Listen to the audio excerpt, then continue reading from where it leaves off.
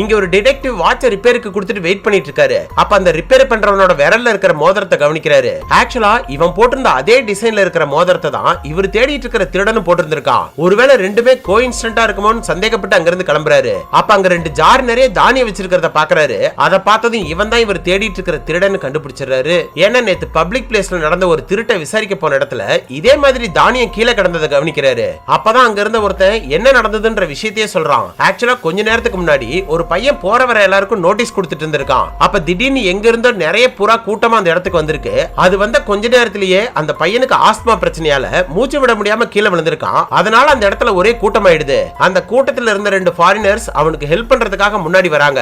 அப்ப அவங்க பேக்ல இருந்த $20,000 பணமும் காணாம போயிருக்கு. அந்த விஷயத்தை கேள்விப்பட்டதும் இது பக்காவா பிளான் பண்ணி தான் திருடி இருக்கான்னு கண்டுபிடிச்சிடறாரு. ஆனா அந்த கீழே விழுந்த பையன் தான் பொய் சொல்லி கீழே விழுந்திருக்கான்னு சந்தேகம் வருது. சோ அந்த நோட்டீஸ்ல இருந்த ஹாஸ்பிடல் அட்ரஸ்ல போய் விசாரிக்கிறாரு. ஆனா விசாரிச்சாதான் தெரியுது அந்த பையனுக்கு உண்மையாவே ஆஸ்மா பிரச்சனை இருந்திருக்கு. அப்ப இவர் நினைச்சது தப்புன்னு சொல்லிட்டு அங்கிருந்து வெளியில வந்துடுறாரு. இவர் போனதும் அந்த டாக்டர் எதையோ சாதிச்ச சந்தோஷத்துல இருக்கா.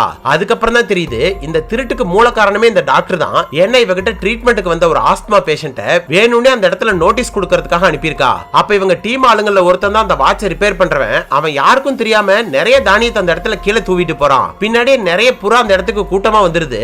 அதுல டஸ்ட் அலர்ஜி ஆகி தான் அந்த பையன் கீழே விழுந்திருக்கான். அதை பார்க்க வந்த கூட்டத்துல இவங்க ஆளுங்க கூட்டத்தோட கூட்டமா இருந்து அந்த ஃபாரினர்ஸ் கிட்ட இருந்து பணத்தை திருடிடுறாங்க. சோ இதை இந்த டிடெக்டிவால கண்டுபிடிக்க முடியாதுன்னு நினைச்ச அந்த டாக்டர் சந்தோஷப்படுறா. ஆனா அவரு ஃபர்ஸ்டே இவதான் இந்த மொத்த பிளானையும் போட்டதுன்னு கண்டுபிடிச்சிட்டு தான் அவளை பார்க்கவே அங்க வந்திருக்காரு.